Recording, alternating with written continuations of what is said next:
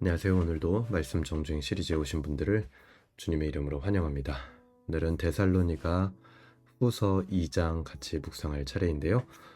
먼저 2장을 한번 읽어보도록 하겠습니다. 데살로니가 후서 2장입니다. 제2장. 형제들아, 우리가 너희에게 구하는 것은 우리 주 예수 그리스도의 강림하심과 우리가 그 앞에 모임에 관하여 영으로나 또는 말로나 또는 우리에게서 받았다 하는 편지로나 주의 날이 이르렀다고 해서 쉽게 마음이 흔들리거나 두려워하거나 하지 말아야 한다는 것이라. 누가 어떻게 하여도 너희가 미혹되지 말라. 먼저 배교하는 일이 있고 저 불법의 사람 곧 멸망의 아들이 나타나기 전에는 그 날이 이르지 아니하리니 그는 대적하는 자라. 신이라고 불리는 모든 것과 숭배함을 받는 것에 대항하여 그 위에 자기를 높이고 하나님의 성전에 앉아 자기를 하나님이라고 내세우느니라. 내가 너희와 함께 있을 때 이 일을 너희에게 말한 것을 기억하지 못하느냐? 너희는 지금 그로 하여금 그의 때에 나타나게 하려 하여 막는 것이 있는 것을 아나니 불법의 비밀이 이미 활동하였으나 지금은 그것을 막는 자가 있어 그 중에서 옮겨질 때까지 하리라. 그때 불법한 자가 나타나리니 주 예수께서 그 입의 기운으로 그를 죽이시고 강림하여 나타나심으로 패하시리라. 악한 자의 나타남은 사탄의 활동을 따라 모든 능력과 표적과 거짓 기적과 불의의 모든 속임으로 멸망하는 자들에게 있으리니 이는 그들이 진리의 사랑을 받지 아니하여 구원함을 받지 못함이라. 이러므로 하나님이 미혹의 역사를 그들에게 보내사 거짓 것을 믿게 하심은 진리를 믿지 않고 불의를 좋아하는 모든 자들로 하여금 심판을 받게 하려 하심이라. 주께서 사랑하시는 형제들아, 우리가 항상 너희에 관하여 마땅히 하나님께 감사할 것은 하나님이 처음부터 너희를 택하사 성령에 거룩하게 하심과 진리를 믿음으로 구원을 받게 하심이니 이를 위하여 우리의 복음으로 너희를 부르사 우리 주 예수 그리스도의 영광을 얻게 하려 하심이니라. 그러므로 형제들아, 굳건하게 서서 말로나 우리의 편지로 가르침을 받은 전통을 지키라. 우리 주 예수 그리스도와 우리를 사랑하시고 영원한 위로와 좋은 소망을 은혜로 주신 하나님 우리 아버지께서 너희 마음을 위로하시고 모든 선한 일과 말에 굳건하게 하시기를 원하노라. 아멘. 우리 같이 2장 한번 읽어봤습니다. 오늘은 이제 어제 이어서 데살로니가전서 2장 전체를 이제 한 단락으로 해서 묵상을 좀 해보려고 합니다. 2장부터는 본격적으로 바울이 데살로니가 후서를 보내게 된 이유가 등장을 하게 되죠. 그게 바로 1절에 나오는 내용인데요. 형제들아, 우리가 너희에게 구하는 것은 우리 주 예수 그리스도의 강림하심과 우리가 그 앞에 모임에 관하여 하면서 예수 그리스도의 강림, 재림을 말하는 거죠. 재림과 그것에 따른 교회의 모임에, 교회는 어떤 태도를 취해야 되는지에 대해서 바울이 좀 이야기하고 싶은 바가 있었기 때문에 이 데살로니가 후서를 보낸 것입니다. 왜냐하면 데살로니가 전서에서 바울이 매 장마다 제 교회를 위로하기 위해서, 환난받는 교회를 위로하기 위해서 주님이 다시 오실 것이다, 주님이 오셔서 너희에게 위로를 주실 것이다 라고 이야기를 했던 거 여러분 기억나시죠? 거기까지는 문제가 없었어요. 바울이 이렇게 주님이 다시 오신다라고 얘기하는 거, 그거 자체가 문제는 아니죠. 그리고 그건 사실이죠. 바울이 급진적으로 어떤 종말이 이제 온다, 재림을 이제 준비 막 해야 된다 라고 한 적은 없었으니까요. 근데 하지만 그 뒤에 바울의 그런 말들에 덧붙여서 마치 재림과 종말이 이제 곧 일어날 것이라고 두려운 마음을 넣어준 사람들이 있었다라는 거예요. 그게 2절에 나옵니다. 영으로나 또는 말로나 또는 우리에게서 받았다 하는 편지로 주의 날이 이르렀다고 해서 쉽게 마음이 흔들리거나 두려워하거나 하지 말아야 한다는 것이라. 영으로나, 내가 어떤 영을 받았는데, 또 어떤 말로나, 화려한 말로, 또 혹은 사도에게서 받았다 하는 그런 어떤 편지들로 그렇게 두려운 마음을 넣어주는 사람들이 있었다라는 거예요. 종말이 이제 곧 임한다. 그런 이제 잘못된 말들이 데살로니가 교회에 어떤 문제를 가져오게 된 겁니다. 그래서 그 소식을 바울이 들었고, 이거 보통 문제가 아니다 라고 생각해서 바울이 이제 교회를 향해서 권면하는 내용들이 데살로니가 후서를 쓴 목적이라고 할 수 있겠죠. 벌써 2절에서부터 이제 3절에서부터 바울은요, 그 다른 사람들이 했던 말들을 한마디로 정리하고 갑니다. 뭐라 그래요? 누가 어떻게 하여도 너희가 미혹되지 말라. 바울은 그것을 다 미혹이라고 진단을 했습니다. 그런 주의 날이 이르른다고 해서 막 쉽게 마음을 흔들리게 하고 두려운 마음을 넣어주는 거 다 미혹이라고 했다라는 거죠.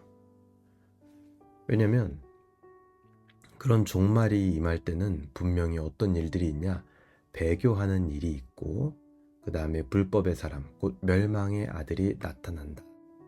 이런 분명한 일들이 있을 것이다 라고 명확하게 선을 그었습니다. 그래서 그 외에 나머지 것들은 다 미혹이다. 그러니까 속지 말아라 라는 겁니다. 이것은요, 오늘날도 당연히 적용 가능한 진리입니다.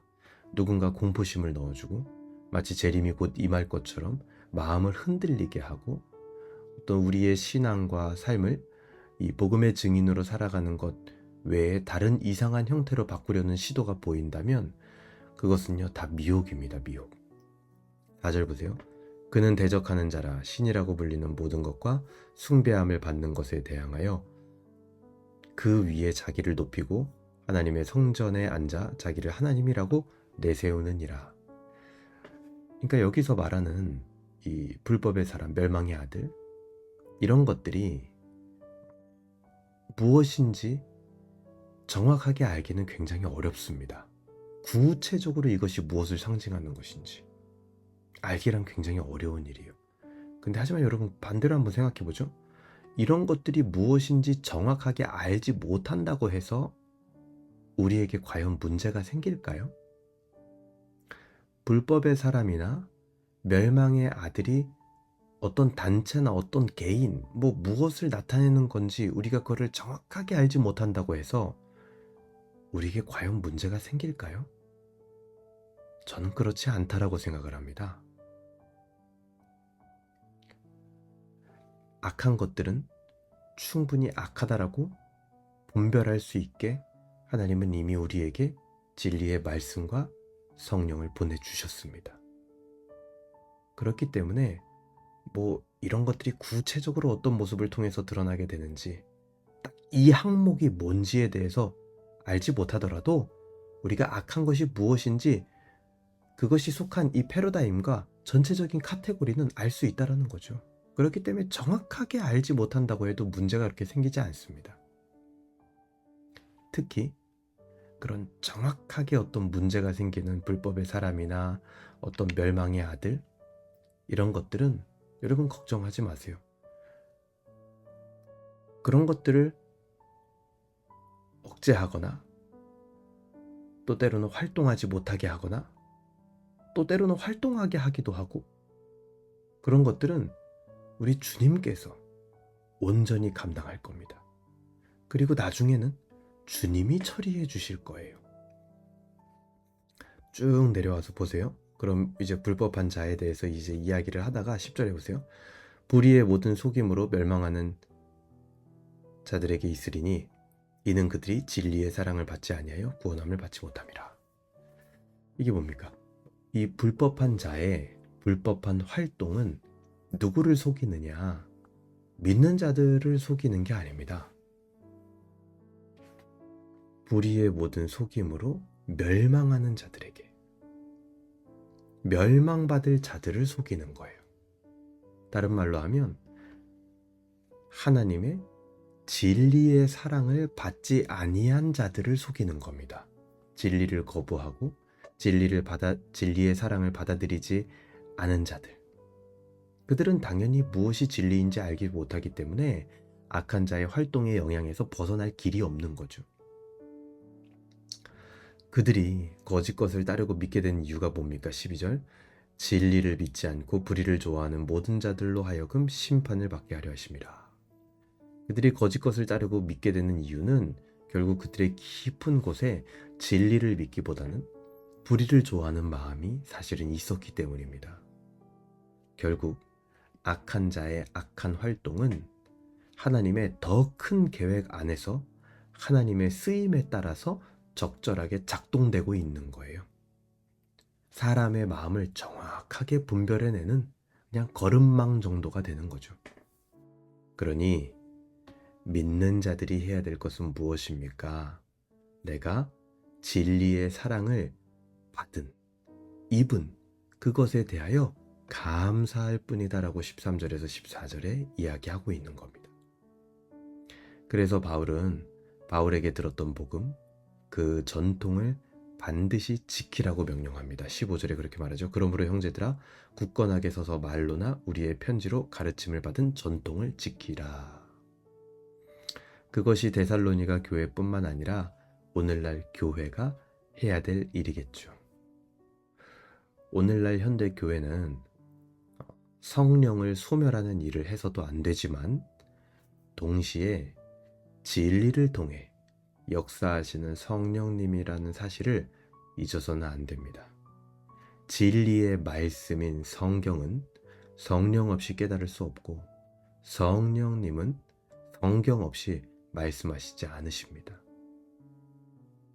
그런데 그런 성경의 기초와 진리를 사랑함 없이 단지 어떤 이적이나 표적이나 능력 혹은 현상만을 좇는 자들이 있는데 과연 그런 종류의 집회와 사람들의 마음의 중심이 무엇인지, 그들이 무엇을 따라 온 것인지 하나님께서는 아실 거예요. 여전히 오늘날도 그런 현상과 능력을 좇는 이 종류의 집회가 너무나 많습니다. 여러분 그냥 잘 생각해 보자고요. 그곳에 진리가 가득합니까? 아니면 진리 외에 다른 보이는 것들이 가득합니까? 우리는 잘 분별해야 될 거예요. 여러분 어떻습니까? 우리의 마음은 진리로 말씀하시는 성령에게 이끌리고 있습니까? 나는 진리를 통해 역사하시는 하나님의 사랑을 입은 자입니까? 아니면 어떤 기적이나 능력이나 현상을 쫓거나 아니면 내 생각, 내 철학, 내가 형성한 어떤 믿음, 그런 거에 더 끌리고 그것을 진리의 전통보다도 더 사랑하고 사실은 매력적으로 느끼는 마음은 없습니까? 여러분 마지막 때의 일은요, 우리 주님께서 해결해 주실 것입니다. 마치 시작의 일을, 창조의 일을 하나님의 주권에 따라서 하나님의 능력 따라 해 주신 것처럼요. 주님이 악한 자들의 일들을 적절히 막으시고 적절히 활용하시기도 하고 결국은 그것들을 처리하실 거예요. 그러니 우리가 복음의 증인으로 우리의 삶을 신실하게 그리고 성실하게 믿음으로 살아가는데 주저하거나 두려워할 필요가 없습니다. 종말 때에 나타날 우리가 걱정하고 두려워하는 모든 전쟁 같은 일들, 주님이 오시면서 끝나는 거예요. 주님이 끝내러 오시는 겁니다. 이 전쟁을 끝내러 왔다. 아니요, 이미 끝내셨어요. 십자가 위에서. 그러니 성령께서 거룩하게 하신 자들, 진리를 믿는 믿음을 얻은 자들, 복음으로 부르심을 받은 자들, 이제 우리가 해야 될 건 뭡니까? 기도하며 더 성령의 부으심과 충만함을 사모하고 주 예수 그리스도의 영광을 들고 굳게 서시길 바랍니다. 사도 바울도 오늘 그렇게 말하잖아요. 마지막에 너희 마음을 위로하시고 모든 선한 일과 말에 굳건하게 하시길 원하노라. 굳게 서시길 바랍니다. 여러분, 지금이 뭐 종말의 때이든 언젠가 그 종말이 임할 것이든 어떤 것도요, 우리의 복음의 증인됨과 성령의 부으심으로 말미암아 부흥의 때를 경험할 것을 무엇도 막을 수가 없습니다. 우리 스스로 그것을 막지만 않으면 되는 거예요. 오늘 데살로니가 후서에서 사도 바울은 그렇게 이야기하고 있습니다. 자, 기도하겠습니다. 하나님 아버지 감사합니다. 오늘 데살로니가 후서 2장을 통하여서 종말의 때에 대한 진리들을 우리가 어떻게 받아들이고 생각해야 될지, 또 사도 바울의 편지를 통하여 깨닫게 하시니 주님 감사합니다. 주님께서는 종말의 때에 불법의 자, 악한 자들의 활동을 적절하게 제한하시기도 하시고 또 그것을 적절하게 활용하시기도 하시는 분이십니다. 하나님의 크신 계획 따라서 그것들을 통하여 악한 자들, 자기의 것을 더 사랑하는 자들과 진리의 사랑을 받고 겸손한 자들을 구분하게 하는 데도 쓰십니다. 그리고 결국에는 그런 악한 모든 것들을 주님의 능력으로 처리하실 것입니다.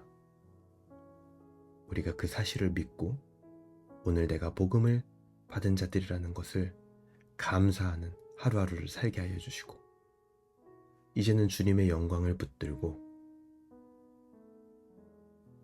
성령의 부으심을 간구하며 부흥을 사모하며 종말의 때라는 그 두려움, 그런 여러 가지 미혹들, 그것에 상관하지 아니하고 오늘 하루하루를 하나님을 사랑하며 복음의 증인되며 그렇게 살아갈 수 있도록 주님 은혜를 베풀어 주시옵소서. 마지막 때에 있을 악한 자들의 활동의 모든 전쟁 같은 일들을 끝내실 그 주님을 바라보며 오늘 하루의 삶도 우리가 그렇게 채워가게 하시고 성령의 부으심을 사모하게 하여 주시옵소서. 감사드리며 예수님의 이름으로 기도합니다. 아멘. 네, 감사합니다. 오늘 또 같이 묵상할 수 있어서 너무나 감사했고요. 금요일은 이제 각 교회마다 또 금요일 기도회가 있죠. 오늘 금요일 기도회 가운데 여러분 큰 은혜 받으시길 바라고 또 한 주를 잘 마무리하는 시간 되시길 바랍니다. 감사합니다.